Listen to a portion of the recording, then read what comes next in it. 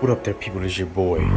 If you've seen the last previous video, then you would know that I've been having some heat issues with my controller, and that's due to one problem.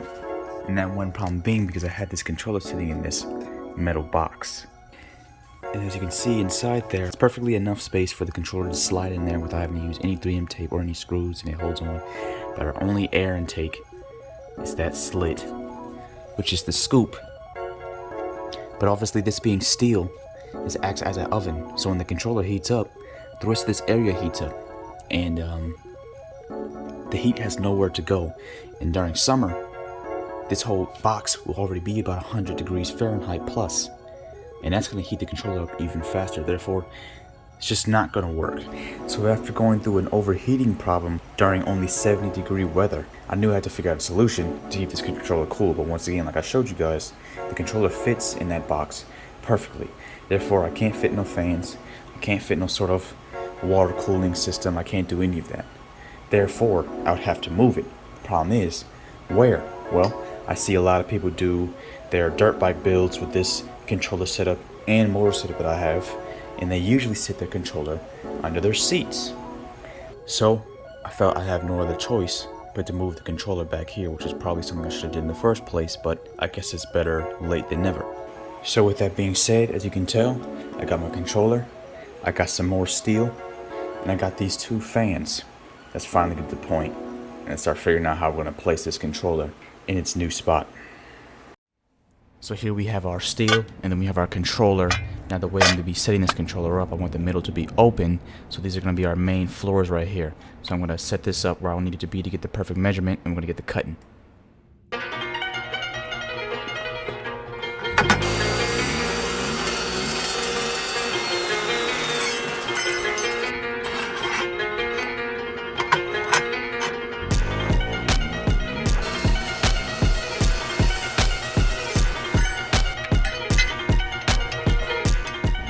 So if I can get to work this time, I like to take this little paint marker right here.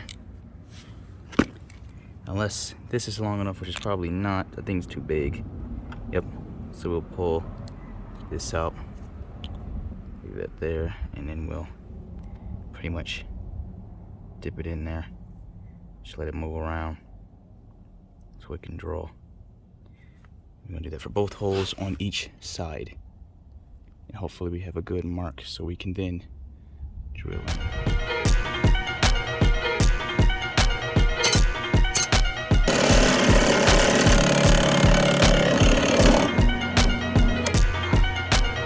Now we need to thread these holes out.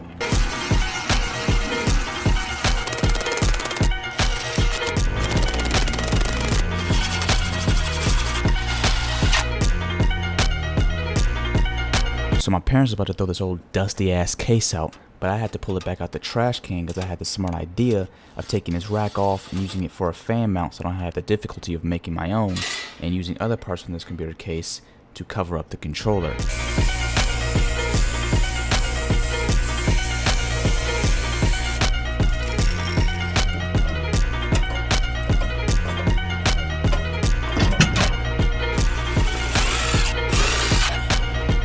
So I'm going to be making about two of these little pieces right here because these are what's going to be holding on the side panels to the controller box.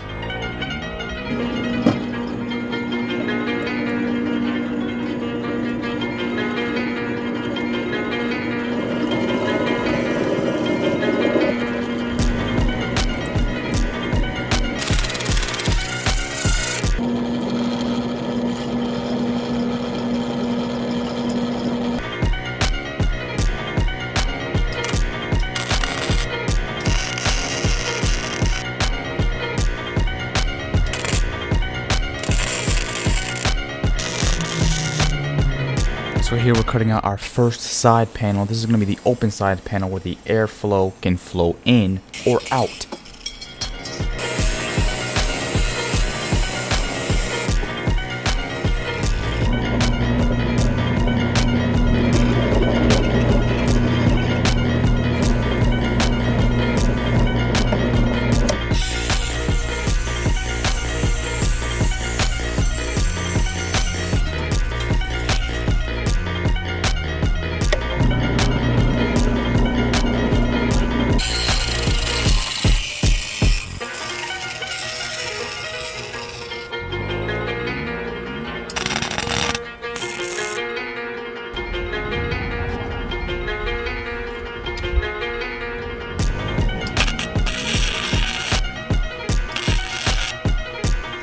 So this is going to be the rear wall to the controller box, so just in case we run over some water puddles, the rear wheel won't throw any water at our controller.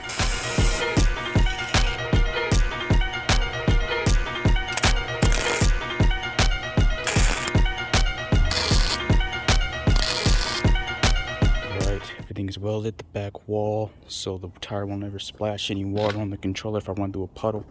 The fan mount, both walls, everything fits. I test fitted. So now it's time to clean the rust off. Clean the rust off of these two notches. I'm going to attempt to use, if that doesn't work, I'll use other notches and clean them off. Weld them on.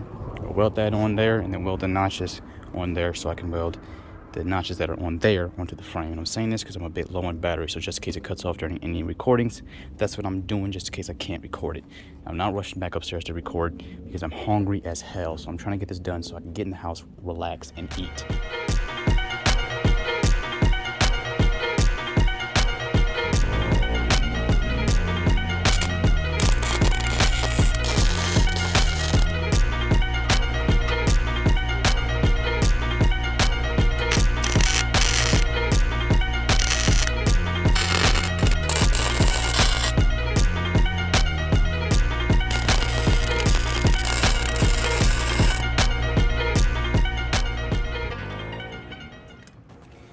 So now it's the next morning, and I'm probably not going to record all of this. I already didn't record this, but this is pretty much what we're doing next. Now I don't want this fan just constantly on. This is a server fan. This spins at like 3,700 RPMs or something like that. So it blows a lot of air. It's really fast, really loud. So I don't want this constantly on, especially burning out this motor. So I want some way of either turning it off and on. And I'm thinking, this being a 12-volt fan, this is the adapter I made to be able to hook up to my headlight on and off switch. So when I turn my headlights on, I'll be turning the fan on, and usually I'll be doing that when I'm getting ready to go. But when I'm sitting still or sitting in the garage or sitting in the parking lot, I'm turning all that stuff off, so I should turn the fan off with it. And now that our cables are done, it's about time we start installing everything into the new controller box. First, let's get the main cables in onto the controller. Let's go.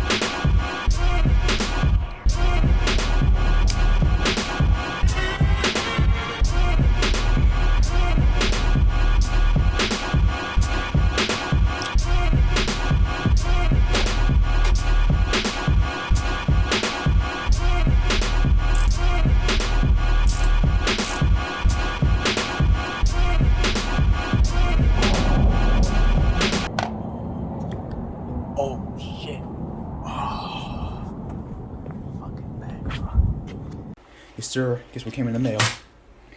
Fan grills. I didn't know this was going to come with multiple, so that's kind of cool. Just because I use them for something else. It's going to keep rocks from bouncing into the fan or being thrown to the fan by the wheel, so we don't have any rocks jamming in there. It's going to go on just like that. And bam. Or if I ever, for some odd reason, put my hand under here, like a fool, I won't put my finger into these very, very fucking stiff blades. Like, as you can see, they're plastic, but they really don't bend. These are tough and a little sharp.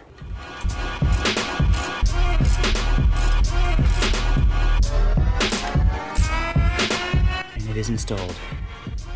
I end up only using 2 screws, as you can see right there and back there, because from this angle I just couldn't get in there with all this stuff in the way, all this frame in the way, and it doesn't move much, so there might be a little rattling during driving, but it works.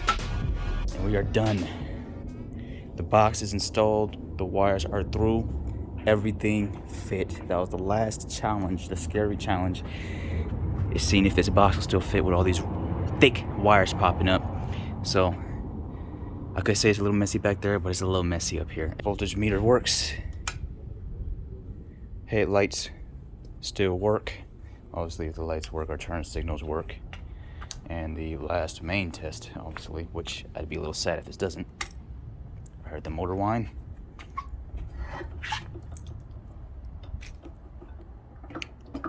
Yep, we still got throttle. Everything works. Well, not quite everything. I got one problem, as you can tell. The lights are on, but I'm not hearing noise. And the noise we're not hearing is this fan.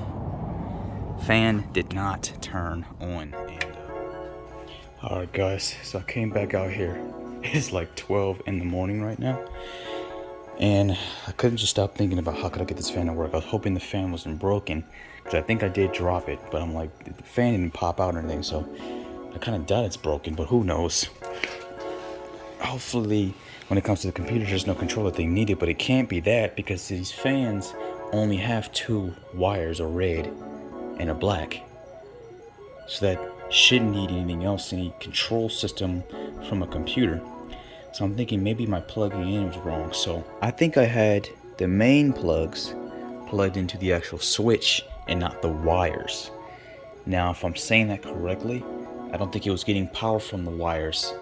It was just connected to the switch, or something about that polarity or connection, I guess, was just wrong.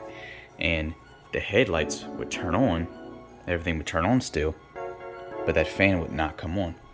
So this time I decided, let's try the rear plugs. So this time I plugged in that little adapter to the actual cables, the actual wiring harness to the all the lights. And then I plugged in these 2 tail lights into the other side of the adapter while keeping the fan plugged in. And after I did that, the fan works. And as y'all can hear, this is why I didn't want the fan to constantly be on. As you can tell, it's loud. Especially, I just don't want it to constantly be on, because I don't want to burn out the motor, literally having it running for who knows how long I'll have this entire bike. But as you can see, not only that, it is a powerful and loud fan. It runs at max speed at all time, and I'm glad I did the open radiator, because I can feel that a little bit of air coming through there. So with the fan this powerful, this controller should be able to get some very good cooling. And of course I had to do this due to being in Nevada in summer heat, 110 to 112 degrees. So it looks like the controller box came out pretty goddamn good. It looks pretty decent. It's nice and covered, so my controller isn't fully exposed. We got the wires to fit, seeing that there was only one open hole that was meant to really be for the rear motor and the tail lights, but it turns out we was able to fit all the other wires into that rear battery box hole. And we got the fan to work. But as y'all can tell, this came with one problem that I somehow did not pay attention to as I was building this new controller box, and that is the clearance. We have a serious clearance problem. This rear wheel is definitely going to rub. If it doesn't, I'd be highly surprised. But it's probably going to rub. So if it does, I can go the extended route. When I say extended, I mean extended work, as in having to take this wheel back off. Can't take the swing arm off. This frame was sold to me with a seized bolt. So having to work with extending the swing arm with it stuck to the frame. Or I can just go the lazy route and buy some struts. Or I can go the lazy and cheap route and just stiffen up the suspension as much as I possibly can so it doesn't bounce so much. But whatever I do, I'm going to have to figure that out, because once again, I am pretty sure this is going to rub. But with all that being said, it's about time we do another temp test and test will this new controller placement work out, or was it a big waste of time? I think it's going to do great, especially with this fan, 3700 RPMs. This fan blows some serious amount of air. But a little side note, one thing I'm just wondering about. So when I built this bike, and with the original controller placement, I had to buy a terminal block and cut down my own extension wires in order for the phase motor wires to actually fit. They weren't long enough, so I had to make those extensions. But after having to take the extensions off because I don't really need them for this new controller placement, since the original motor phase wires fit, unless it's because it's been a few days since I've been on this bike, since I had to, you know, do this, it felt extra torquey. I don't know, I felt like it was pulling off faster. Gear 1, 2, and 3, all the gears, they felt like they were pulling off a bit faster. And if you look at this little terminal block, it was actually melting. It was not handling the heat very well at all. And those wires, every time I would touch them, like do a temp test, those wires would be hot, the extension wires. But the regular motor phase wires would not be hot at all. So I don't think my extensions were taking the heat very well, nor was this terminal block. But besides a little side note right there, once again, we will be doing another temp test. I'm going to try to figure something out for this clearance problem because extending the swing arm is going to be a lot of work, especially when I can't actually take the damn swing arm off. But I ain't got much else to say, y'all.